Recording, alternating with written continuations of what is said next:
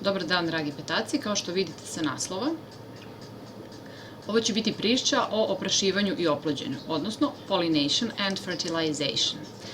Na osnovu filmića koji smo gledali na času, koji možete da nađete na ovoj ovde adresi, sada ćemo vidimo malo detaljnije i bolje objašnjeno šta se tu zapravo dešava. Pa da krenemo. An insect carries pollen from one flower to another. Dakle, insekt prenosi polen sa jednog cveta na drugi. I šta se tu onda dešava? Odakle uopšte dolazi taj polen? Polen se nalazi na prašnicima. Ali ako malo bolje pogledamo te prašnike, tu su prašničke kesice.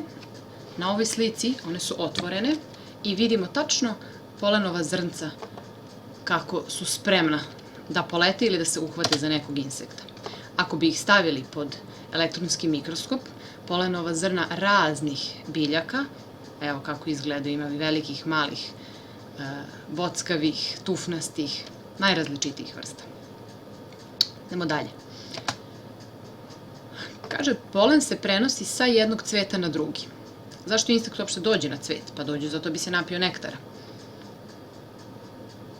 Jedan cvet, odavde je uzeo polen i evo kako otprilike izgleda insekt kada se polen nahvata na njega. Znači on u potrazi za tim nektarom kopa po cvetu i u stvari po njemu udaraju prašnici i polen tako ostaje na njegovim krilima, nogama, na telu, glavi, antenama, svuda. I onda pređe na drugi cvet. Tražeći dalje nektar, on u stvari sasvim slučajno očeše tučak i tako ostavi polen na drugom cvetu. A onda, kada je polen došao na žig tučka, the stigma catches the pollen. The stigma catches the pollen and this is called pollination. This is stigma, odnosno žig tučka. Ako ga malo više uvećamo, ne ovaj, ali neki drugi, evo kako izgledaju, kako se lepo vidi da je žig tučka sav hrapav i pomalo lepljiv, da bi se polen lakše zakačio za njega. I evo pod mikroskopom da se vidi da su na jednom žigu najrazličitiji polen, naravno polen će proklijati samo od onog cveta koji je od iste vrste. Dakle, kada polen padne na žig tučka, to se zove oprašivanje. E sada, šta se dešava dalje?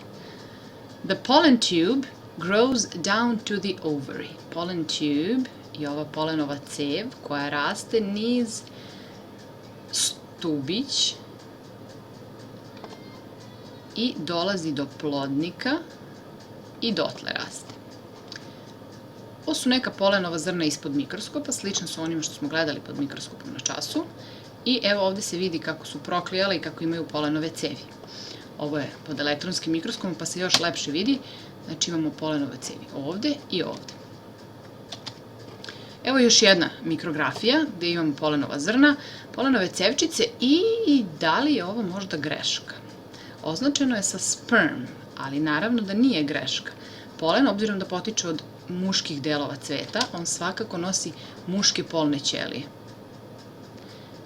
I ove ćelije koje se nalaze u njemu možemo da kažemo da odgovaraju spermatozoidu, odnosno muškoj polnoj ćeliji čoveka. I da vidimo šta se dalje dešava. The pollen fertilizes the ovule, and this is called fertilization. Sada, ta muška polna ćelija koja je u ovoj cevčici oplodi semeni zametak. Šta je semeni zametak? To je u stvari buduće seme, ono što se nalazi u plodniku tučka. I u njemu se nalazi ženska polna ćelija. Imali smo mušku, sad imamo žensku polnu ćeliju. Opet paralela i sličnost sa ljudima, gde imamo jajnu ćeliju i spermatozoide i kada se jedan spermatozoid spoji sa jednom jajnom ćelijom, imamo oplođenog čoveka. Rezultat toga je beba, plod.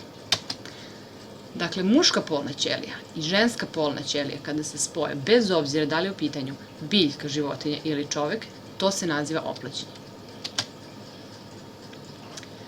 The ovule develops into seeds.